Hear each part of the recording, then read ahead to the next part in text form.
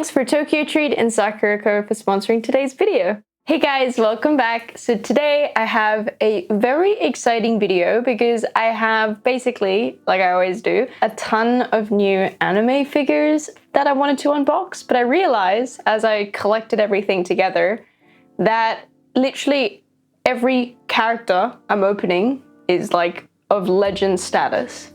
Well, to me. Like, this is such a solid cast of characters and figures. It's literally just like the goats, you know? My goats. The barn. The whole barn's here. What do you call like a herd of goats? It turns out the collective noun for a group of goats is trip.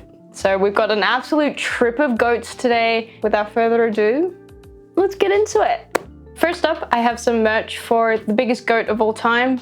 Yeah, okay, whatever. Hatsune Miku. So over the last year, Good Smile Company have started doing merch items, which they call Good Smile Moments. And I think they actually put out really nice, high quality merch for series. Like recently they came out with these Your Lie in April bags and they look beautiful. And they're not that expensive, but the quality looks really nice in my opinion. So a while back they did Miku, so I picked up a couple of things I just couldn't resist. But first up, I got these Miku hair clips. I think it's two, so one of Miku and one of the Leek. They've actually got clips and pins in the back. Wait, the Leek actually kind of matches my shirt. I'm gonna take Pompompurin out. Here we go. Miku can maybe go here.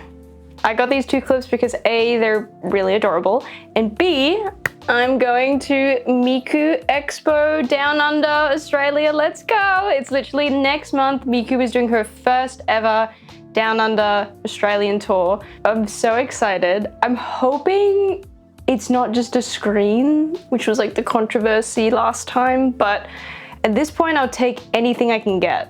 So very excited for that. Then I got this Miku carrier bag. It's so cute. She's carrying a Leek and then in the Leek is the carrier bag. The carrier bag itself has Miku on it, little Leek detailing on the back. And the Miku plushie like keychain is a Leek. I mean, the attention to detail is so unreal. I really like these. Lastly, I got this Cospa Miku strap. I picked it up because the art's a little different and I really like the pink colors. I feel like you don't get a lot of pinky Mikus, except for Sakura Miku, but like OG Miku with pink hues. Then I picked up this Bocce the Rock acrylic stand. I love it when they draw Bocce all like frumpy and distorted. The more distorted and kind of ridiculous looking, the better. So this one's perfect. Then I got this Frieren Cospa strap. I actually already have the OG outfit of hers, and I have Fern as well, but I couldn't resist her in her little winter coat with a little briefcase and looking really tired and sleepy. Like, it's so cute. There will be more Frieren later because she is a goat. I have a couple of art items to show off. First one is this Lamb first exhibition postcard set. So Lamb is literally probably like my favorite artist of all time, and so they released this little postcard set that you could buy online, and I obviously bought it because it's here. I love how sharp and vibrant Lamb's art style is. It's just so iconic. This blue and pink one has to be my favorite. I'm definitely putting this up in my room immediately. And I just got these in the mail yesterday, but I like collecting enamel pins as well, and I recently bought these from Girafalope. They're so cute. I got some froggy gacha pins down the bottom, and I'm obsessed with this frog trench coat one. And of course, biblically accurate Garfield as well. Yeah, I just wanted to show these off because they were so cute. Today's video is sponsored by Tokyo Treat and Sakurako. So today I have two boxes to open. Let's start off with the Tokyo Treat box. Each Tokyo Treat box is filled with a ton of exciting and unique flavors. The best thing about the Tokyo Treat boxes is that they are packed full of full sizes of snacks and treats that you can only get in Japan, with heaps of limited edition flavors as well. Let's take a look. So this month's Tokyo treat theme is a very merry Snackmas. The items inside this box capture the spirit of Christmas and that of the snowy festive season. All right, let's take a look inside. I already see a bag of Kit Kats. So these Kit Kats are actually snowy chocolate crepe Kit Kats. All right, I can't wait. Let's try one. That's so good. I love the like crispy texture you get from the crepes. They've even got caramel corn. I actually had this growing up. This is so delicious. Ooh, I think I'm gonna try this one next. This is a salty butter and camembert cheese cookie sandwich. That's yum. Very creamy and very buttery.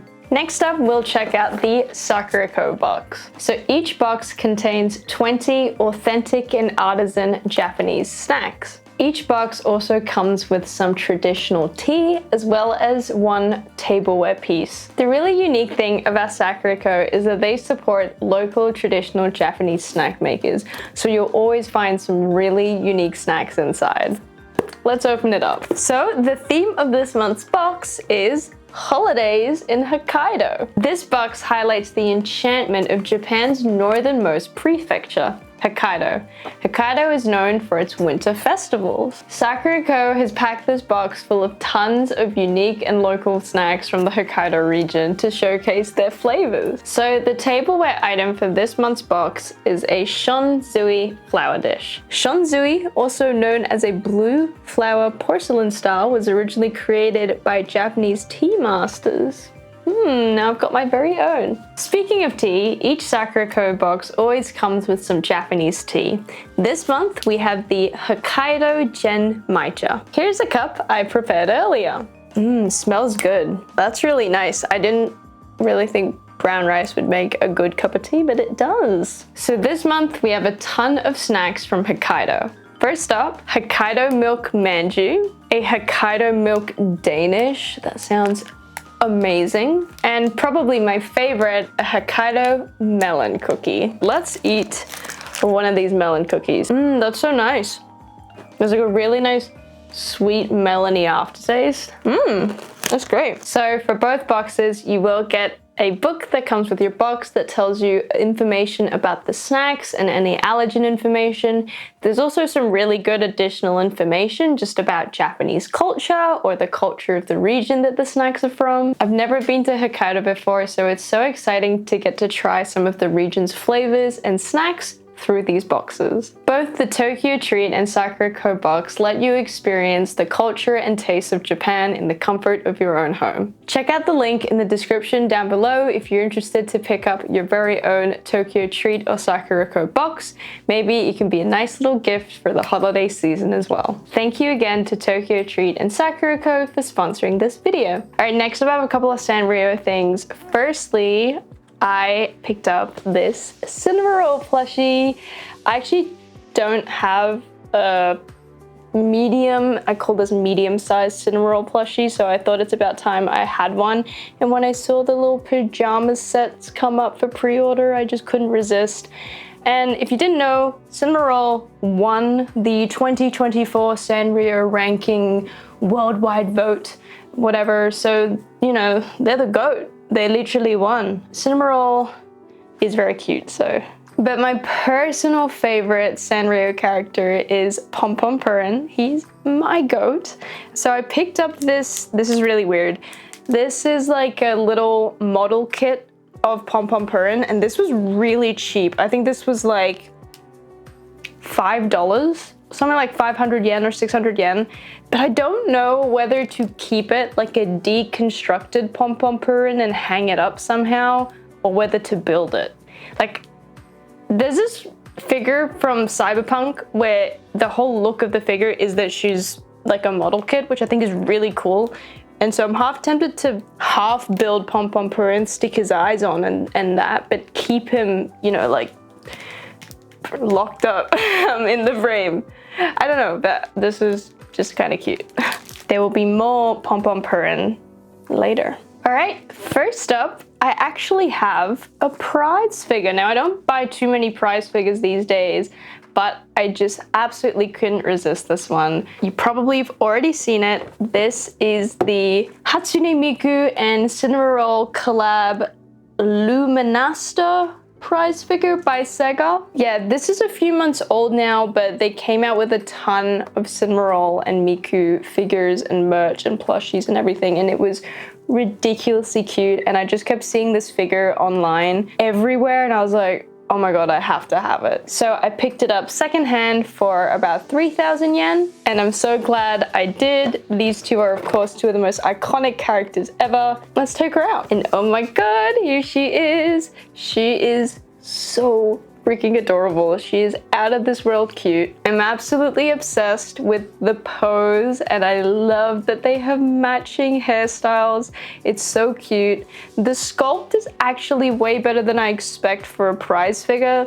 Not as good as a scale, but it kind of does the job, and the colors and shading is pretty nice. I'm surprised there's actually multiple shades of blue in Miku's hair. I feel like they don't do that too much for prize figures. I think Miku's face is so adorable. There is so much detail in her eyes, and she has little pink blushy cheeks. But one of my favorite things about this prize figure is just the base. I think this little cloud base is so cute, and it elevates the whole prize figure. It looks so adorable. I am so happy I decided to pick this up. It's been a while since I picked up a Miku prize figure, and honestly, I kind of like this more than some of my Miku scales in terms of just that collab, the idea, and the overall vision. Like, it's so cute. Looking at her aftermarket price, she's a little bit more expensive now. I think a lot of people think she's really cute too. So she goes for about 4,000 yen secondhand. And there's also a noodle stopper version, but I like this one more. I think her mouth looks a little weird on the noodle stopper. I feel like my own personal wish list now is for them to make a Miku collab with every Sanrio character. Like, I want this, but her and Pompompurin, you know? That would be so cute. And she would have to be yellow, in like a yellow Miku costume. Can we make that happen? So considering how much I gushed about that, I think it's no surprise that I also picked up the Miku and Cinnamoroll Nendoroid. Again, I'm sick of using this as a reason for buying things, but it was too cute not to buy. I really was like, oh, I don't need another Miku Nendoroid, but I really liked the way they like kind of simplified Miku and Sanrio-fied her. Like, I don't know, it's just really cute. This Nendoroid was stupidly expensive. Like, this retailed for 9,800 yen for a Nendoroid is so expensive. I guess Cinnamoroll's hourly rate is pretty high. I mean, you're talking about the #1 ranked Sanrio character. Like, that's an XE license to get. It's an A-list celebrity out here. So do I think it's worth 9,800 yen? Well, the Nendoroid is super, super cute. Miku is adorable. I love like her simple eyes and faceplates. She comes with 3, a smiling face, a winking face, and a very adorable relaxed face. She comes with 2 different hair pieces, a normal one and then one where her and Cinnamoroll can match little hairstyles. Cinnamoroll himself comes with 2 different heads, ears up and ears down.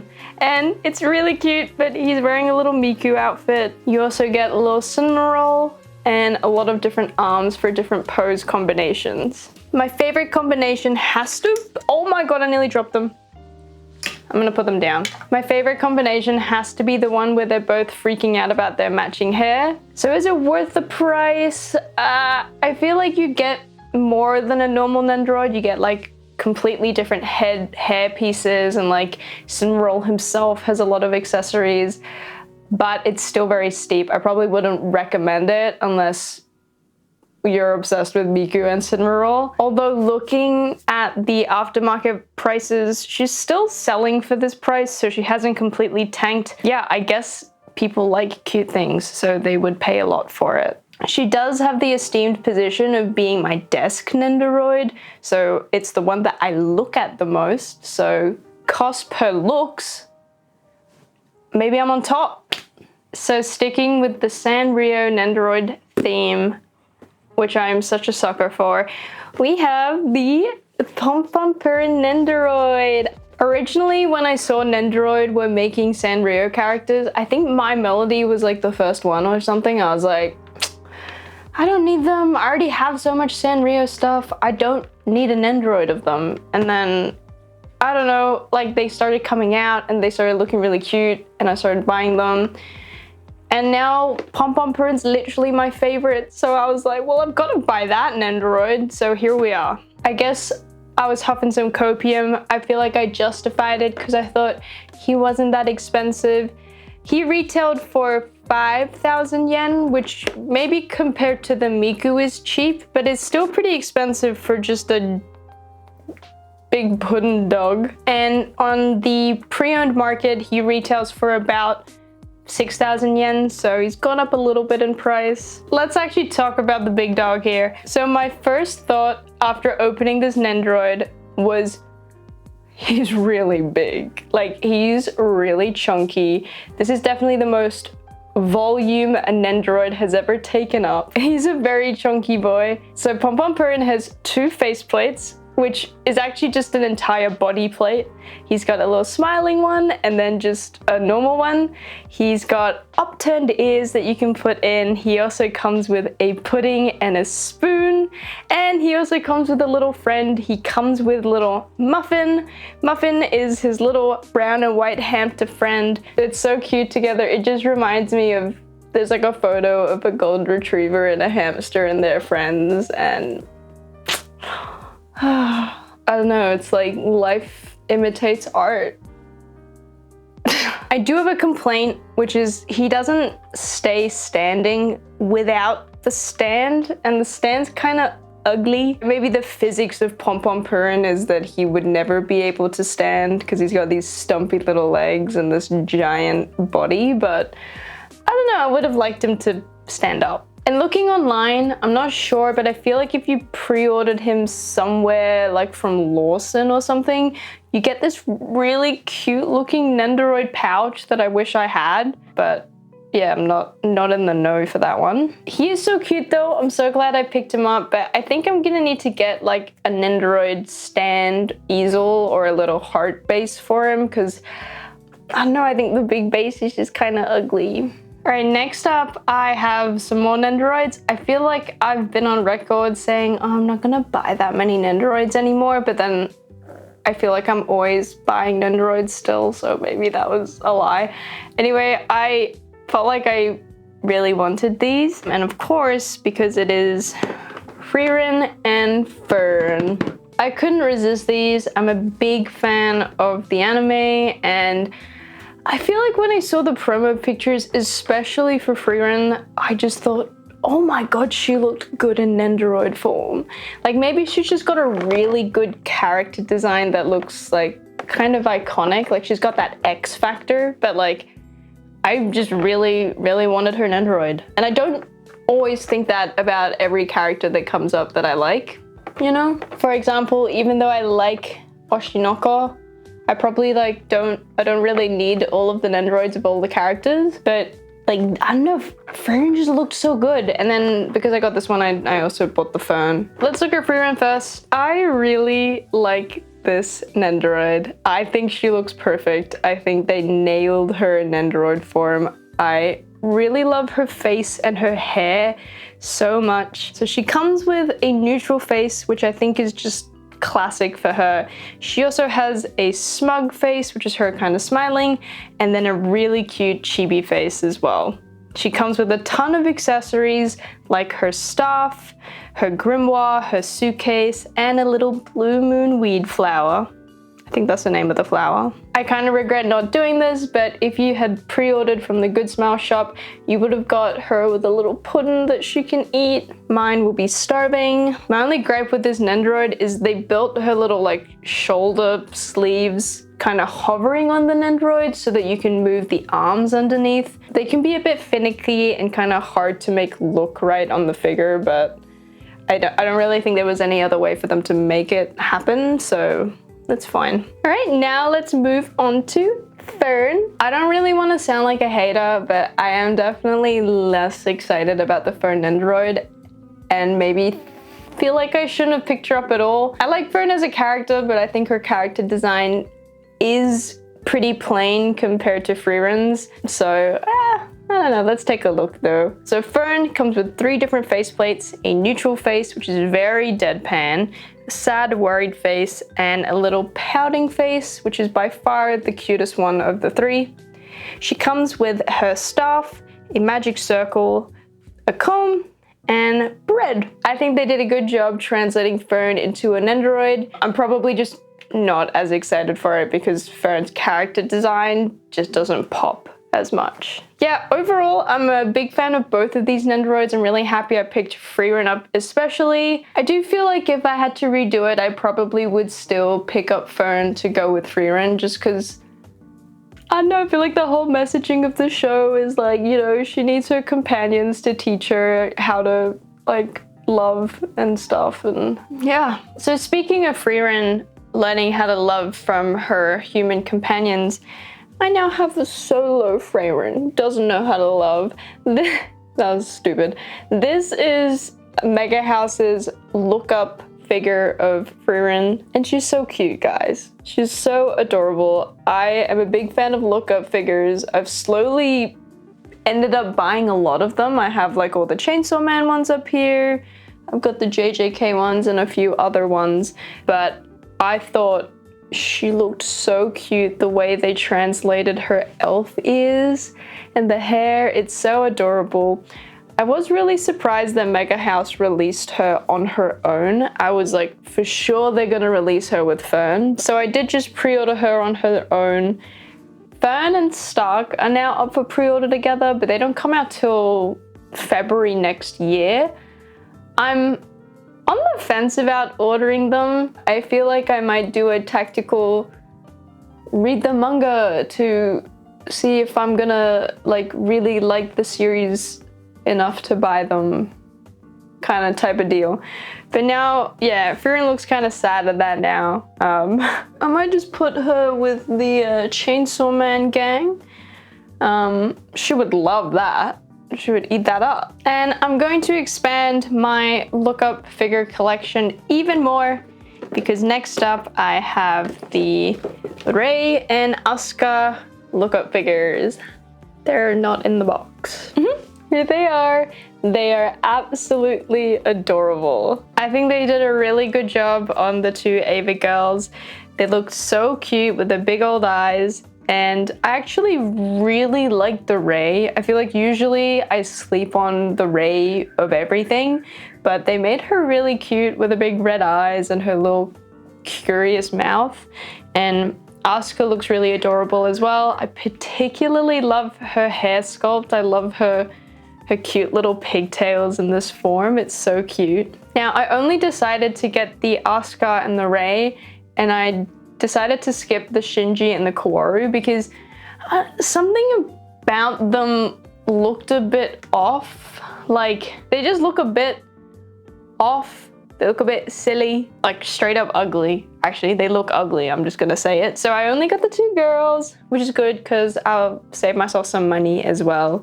And really, I realized that I actually only really want to collect mainly Asuka stuff from Ava.